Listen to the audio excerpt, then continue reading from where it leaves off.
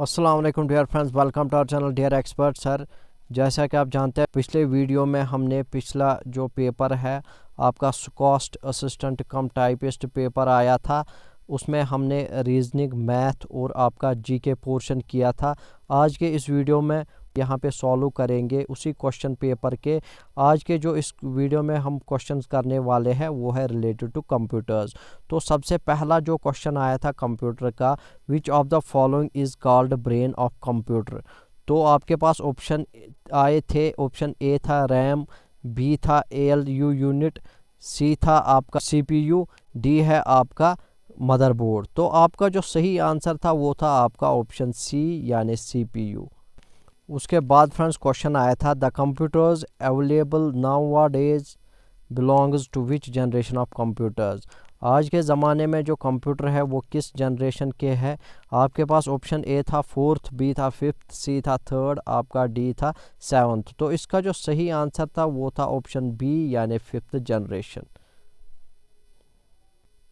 उसके बाद friends question आया था question 53, the extension of file created in MS Excel. MS Excel के रिलेटेड क्वेश्चन आया था, उसकी एक्सटेंशन फाइल पूछी गई थी। यहाँ पे आपके पास ऑप्शन जो है वो था आपका डी यानी .XLS या फिर .XLSX जो है वो इसका सही आंसर है। उसके बाद फ्रेंड्स क्वेश्चन आया था which key is pressed to get help at any moment in MS Windows. MS Windows में किस की का प्रयोग यहाँ पे किया जाता है ताकि हमें यहाँ पे हेल्प की जब ज़रूरत पड़ेगी उस टाइम कौन सी की यहाँ पे हम प्रेस करेंगे। आपके पास ऑप्शन ए है F1, बी है F2, सी है F3, डी है आपका F4। तो इसका जो सही आंसर था वो था आपका ए यानी F1। उसके बाद फ्रेंड्स क्वेश्चन आया था software for which code is available free and code can also be modified is known as. जी हाँ फ्रेंड्स, वो सॉफ्टवेयर यहाँ पे बताना है जो कि फ्रीली अवेलेबल हो और जिसका कोड जो है वो हम यहाँ पे चेंज कर सकते हैं यानी मॉडिफाई कर सकते हैं।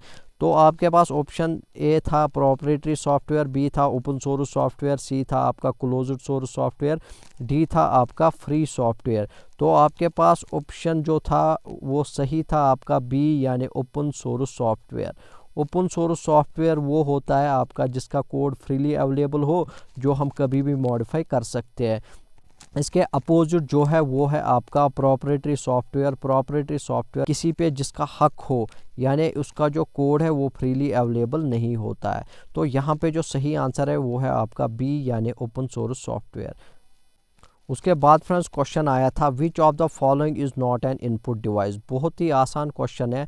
आपके पास ऑप्शन ए था स्कैनर जो कि इनपुट डिवाइस है, बी था कीबोर्ड ये भी इनपुट डिवाइस है, सी आपका माउस ये भी इनपुट डिवाइस है, और आपका जो यहाँ पे सही आंसर था वो था डी यानी प्रिंटर जो कि आउटपुट डिवाइस है, जो कि इनपुट डिवाइस नहीं है। तो आपके पास सही आंसर था डी। उसके बाद फ्रेंड्स क्वेश्चन आया था the smallest unit of measuring the computer data. Computer data से क्वेश्चन आया था। यहाँ पे आपके पास ऑप्शन ए था बाइट, बी था बिट, सी था मेगाबाइट और डी था आपका मेगाबिट। तो इसका जो सही आंसर था वो था आपका बी यानी bit. Bit means smallest unit of measuring the computer data जो कि बिट है आपका। मैं यहाँ पे आपको बताऊँगा जो 4 बिट है वो बराबर होता है 1 निबल, और यहाँ पे 8 बिट्स जो है वो होता है आपका 1 बाइट के बराबर। ये आपको याद रखना है फ्रेंड्स। उसके बाद फ्रेंड्स क्वेश्चन आया था the shortcut key to create new document in MS word is. जी हाँ फ्रेंड्स, आपके पास ऑप्शन ए था Ctrl+C, बी था Ctrl+V, डी था Ctrl+N, डी था आपका Ctrl+D। तो यहाँ पे जो सही आंसर था वो था आपका ऑप्शन सी यानी Ctrl+N। Ctrl+C means copy, Ctrl+V जो है वो पेस्ट के लिए यूज़ की जाती है शॉर्टकट की। Ctrl+D जो है वो आप कमेंट बॉक्स में कमेंट कीजिएगा कि क्या होता है, किसके शॉर्टकट की जो है वो यूज़ किया जाता है। उसके बाद फ्रेंड्स क्वेश्चन आया था Microsoft Word, Microsoft Excel, Microsoft PowerPoint जो है वो कौन सी कैटेगरी के सॉफ्टवेयर है? तो आपके पास ऑप्शन ए था ऑपरेटिंग सिस्टम सॉफ्टवेयर, बी था एप्लीकेशन सॉफ्टवेयर, सी था आपका कंपाइलर सॉफ्टवेयर, डी था आपका इंटरप्रेटर सॉफ्टवेयर। तो इसका जो सही आंसर था वो था आपका बी यानी एप्लीकेशन सॉफ्टवेयर। जैसा कि आपको पता है मेनली सॉफ्टवेयर दो प्रकार के होते हैं, एक है आपका सिस्टम सॉफ्टवेयर, दूसरा है आपका एप्लीकेशन सॉफ्टवेयर। तो ये जो माइक्रोसॉफ्ट वर्ड, माइक्रोसॉफ्ट एक्सेल ये हम एप्लीकेशन के तौर पे यूज़ करते हैं, तो इसीलिए इनको कहा जाता है एप्लीकेशन सॉफ्टवेयर। उसके बाद फ्रेंड्स क्वेश्चन आया था shortcut key to align the text in center. Center में टेक्स्ट को रखने के लिए कौन से की का यहाँ पे यूज़ किया जाता है? आपके पास ऑप्शन ए था Ctrl+L, बी था Ctrl+R, सी था Ctrl+E, डी था आपका Ctrl+U। तो इसका जो सही आंसर है वो है आपका सी यानी Ctrl+E। अगर हमें लेफ़्ट की तरफ टेक्स्ट को अलाइन करना होता है तो Ctrl+L का यूज़ किया जाता है, अगर राइट साइड तो Ctrl+R, अगर सेंटर Ctrl+E, तो अगर जस्टिफाई तो Ctrl+J का यहाँ पे प्रयोग किया जाता है। Ctrl+U वो इस्तेमाल किया जाता है आपका अंडरलाइन के लिए। उसके बाद फ्रेंड्स क्वेश्चन आया था the full form of BCC। बहुत ही इंपॉर्टेंट क्वेश्चन है। BCC किसको कहते हैं ईमेल में? तो यहाँ पे आपके पास ऑप्शन ए था ब्लाइंड कार्बन कॉपी, बी था बेसिक कार्बन कॉपी, सी था बुलेट कार्बन कॉपी, डी था बेनीथ कार्बन कॉपी। तो इसका जो सही आंसर था वो था आपका ए यानी ब्लाइंड कार्बन कॉपी। उसके बाद फ्रेंड्स क्वेश्चन आया था the key use to run the slide show from current slide in Microsoft PowerPoint. तो यहाँ पर मुझे लग रहा है या टैब या फिर आपका एंटर। तो इनमें आपको जो है वो सही आंसर कमेंट बॉक्स में कमेंट कीजिएगा। मुझे इनमें डाउट लगता है तो नीचे कमेंट बॉक्स में कमेंट कीजिएगा।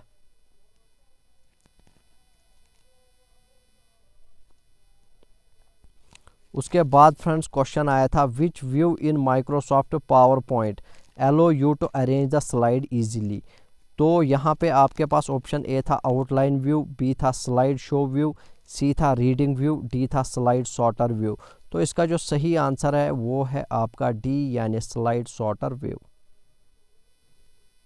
उसके बाद फ्रेंड्स क्वेश्चन आया था the key used to shift the active cell to the cell in next row of current cell in Microsoft Excel is.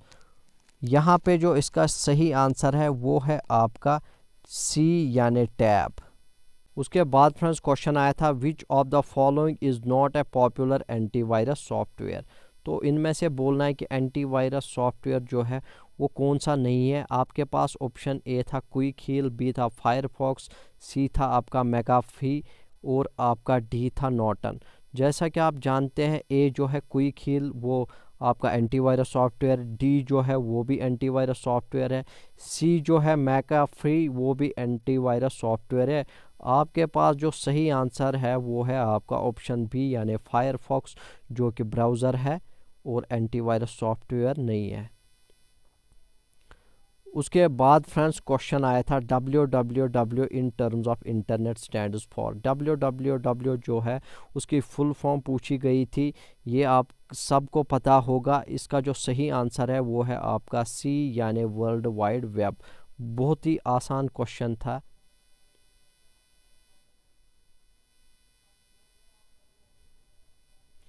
उसके बाद फ्रेंड्स क्वेश्चन पूछा गया था to undo any changes made in Microsoft Word document following keys are used. जी हाँ friends, आपके पास option A था Ctrl+Y, बी था Ctrl+Z, सी था Ctrl+A, डी था आपका Ctrl+B। Ctrl+B जो है वो यूज़ किया जाता है आपका टू बोल्ड द टेक्स्ट, यानी अगर आपको टेक्स्ट को बोल्ड करना होगा तो यहाँ पे Ctrl+B का प्रयोग किया जा सकता है। Ctrl+A जो है वो सिलेक्ट ऑल के लिए यूज़ किया जाता है।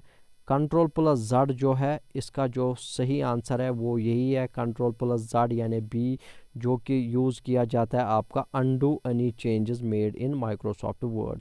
Ctrl+Y जो है वो आपका रिडू के लिए। यानी जो कि चीज़ हमें दोबारा करनी होगी।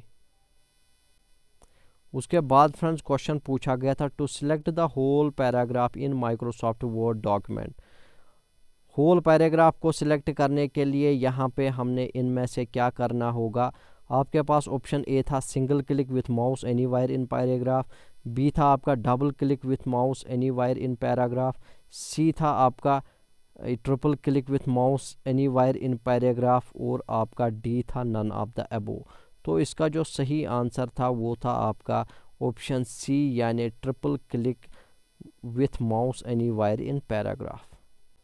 उसके बाद फ्रेंड्स क्वेश्चन पूछा गया था the function key use to do spell check and grammar in Microsoft Word. Spell check और ग्रामर के लिए कौन से फंक्शन की का यूज़ किया जाता है।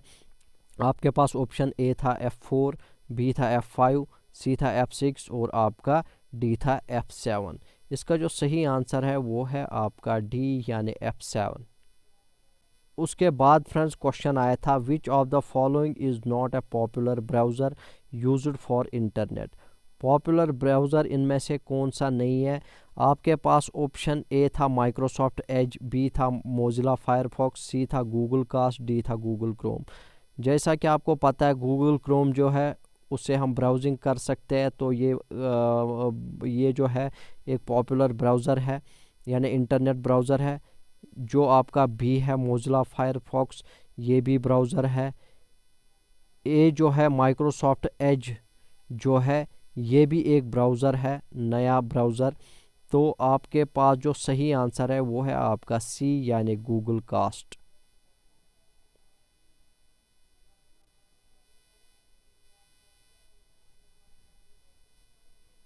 उसके बाद फ्रेंड्स क्वेश्चन था what does GB stands in terms of storage. GB का मतलब क्या होता है। इसका जो सही आंसर है वो है आपका बी यानी गीगाबाइट। उसके बाद फ्रेंड्स क्वेश्चन आया था default extension of Microsoft Access file. इससे पहले डिफ़ॉल्ट माइक्रोसॉफ्ट एक्सेल का पूछा गया था, अब है यहाँ पे माइक्रोसॉफ्ट एक्सेस का डिफ़ॉल्ट बोलना है। तो यहाँ पे आपके पास जो सही आंसर है वो है आपका ऑप्शन सी यानी .accdb। उसके बाद फ्रेंड्स क्वेश्चन आया था which among the following is biggest unit with regard to data storage. आपके पास ऑप्शन ए है गीगाबाइट, बी है मेगाबाइट, सी है किलोबाइट, डी है पेटाबाइट। तो आपके पास जो है सबसे लार्जेस्ट यूनिट जो है वो है आपका डी यानी पेटाबाइट। उसके बाद फ्रेंड्स क्वेश्चन आया था which among the following terms is not related to Microsoft Excel. Microsoft Excel के रिलेटेड कौन सी टर्म नहीं है। जैसा कि आप सबको पता है रोज़ जो है और कॉलम्स इनकी जो है वो सेल बनी हुई होती है, तो तीनों यहाँ पे रिलेट है माइक्रोसॉफ्ट एक्सेल के। तो स्लाइड शीट जो है वो यहाँ पे माइक्रोसॉफ्ट एक्सेल के रिलेट नहीं है। उसके बाद फ्रेंड्स क्वेश्चन आया था which symbol in Microsoft Excel indicates that you can fill the series by dragging with mouse. तो यहाँ पे आपका जो सही आंसर होगा वो होगा आपका सी यानी एक्स। तो फ्रेंड्स आज के वीडियो में बस इतना ही। अगली वीडियो में हम इंग्लिश पोर्शन में जो क्वेश्चन आए थे वो सॉल्व करेंगे। तो अगर आपको ये वीडियो पसंद आए तो लाइक कर दीजिएगा और शेयर करना ना भूलें। Thanks for watching our video.